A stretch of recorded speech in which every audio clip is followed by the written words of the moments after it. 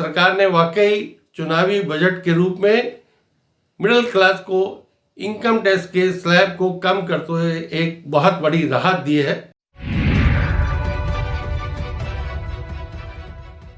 नमस्कार, इन खबर में आपका स्वागत है। मोदी सरकार ने अपना आखिरी पूर्णकालिक बजट पेश कर दिया। बजट में सबको कुछ न कुछ देने की कोशिश की गई है, क्योंकि आखिरी पूर्णकालिक बजट है, यानी चुनाव से पहले का बजट। आप देखेंगे तो इसमें विजन भी कहीं ना कहीं दिख रहा है। 2070 तक कार्बन उत्सर्जन जीरो करने की बात, ऑर्गेनिक खेती पे जोर, 1 करोड़ किसानों को इसके लिए तैयार करना, रेलवे में बहुत ज़बरदस्त निवेश करने की बात है कि रेलवे में निवेश किया जाएगा 2.4 लाख करोड़ का। पीएम आवास जो है उसमें जो है 66% जो है बढ़ाई गई है रकम, अब 79,000 करोड़ ये रकम कर दी गई है। ठीक ऐसे ही 5G के लिए 100 लैब बनाने की बात है। और आगे बढ़ेंगे देखेंगे तो पता चलेगा कि भर्तियों की भी बात की गई है कि हम रोज़गार भी देंगे, चूँकि महंगाई और बेरोजगारी ये दो ऐसे मुद्दे हैं जिस पे कि देश के युवा जो है और लोग जो है खासा परेशान है। नेचुरल खेती पे जोर देने की बात है ही है। 1 साल मुफ्त अनाज देने की बात है। कोरोना काल से जो शुरू हुई थी अनाज योजना, उसको पहले ही सरकार ने बढ़ा दिया था। MSME यानी कि छोटे और मझोले उद्योग के लिए स्पेशल पैकेज दिया जा रहा है। 5G के लिए 100 लैब बनाए जा रहे हैं। पैन को मान्य किया गया है। बुजुर्गों के लिए बचत का दायरा बढ़ाया गया है। महिला बचत योजना में जो है 2 लाख निवेश की छूट दी गई है। अनुसूचित जातियों के लिए 1500 करोड़ रुपया रखा गया है। कर्नाटक में सूखे के लिए 5300 करोड़ रखा गया है। 1 साल तक किसानों के लोन में छूट की बात की गई है और मिडिल क्लास के लिए जो स्लैब में बदलाव किया गया है, इनकम टैक्स में राहत दी गई है। लेकिन सवाल ये है कि जो एक्सपर्ट्स हैं वो इस बजट को किस रूप में देखते हैं। तो देखिए, वॉइस ऑफ बैंकिंग के फाउंडर है अश्वनी राणा, वो इस बजट को किस नज़रिए से देखते हैं, उनकी सुनिए।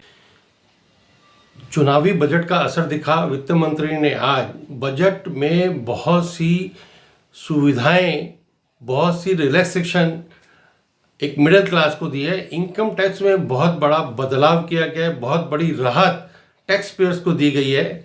उसके साथ साथ पेंशनर्स को भी जो टैक्स स्टैंडर्ड डिडक्शन में राहत दी गई है और रिटायर्ड होने वाले सरकारी कर्मचारियों को भी जो उनके लीव इनकैशमेंट में बहुत बड़ी राहत दी है। जब तक उनका लीव इनकैशमेंट 5 लाख रुपए तक था, वो 25 लाख रुपए तक उनको कोई उसके ऊपर टैक्स नहीं देना होगा। उसके साथ साथ सरकार ने बाकी ग्रीन एनर्जी और प्राकृतिक खेती इसके ऊपर भी फोकस किया है। लेकिन इस सबका फायदा तभी है कि जब ये सारी जो स्कीमें हैं, सारी जो चीज़ें सरकार ने अपने बजट में रखी हैं, उनका अच्छी तरह से इम्प्लीमेंटेशन होगा। कौशल विकास के नाम पर पहले भी सरकार ने बहुत बड़े बजट रखे हैं, लेकिन वो कौशल विकास जो है वो करप्शन की भेंट चढ़ गया दिखता है। बैंकों में भी सुधार के लिए, रिफॉर्म्स के लिए सरकार ने यह तय किया गया है कि रिफॉर्म्स के लिए सभी स्टेक होल्डर से बात की जाएगी। उसके बाद जो जो सुधार बैंकिंग क्षेत्र में होने चाहिए वो भी होंगे।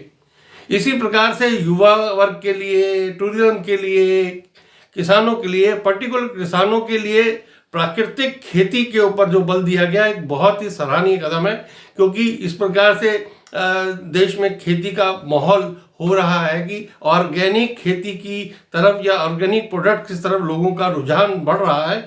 तो उसमें किसानों को प्रोत्साहित करने के लिए, उसके लिए उनको सपोर्ट जो मिलेगी उसका लाभ किसानों को भी होगा और ऑर्गेनिक प्रोडक्ट्स के रूप में जनता को भी एक अच्छा स्वस्थ उत्पाद जो है वो मिलेंगे।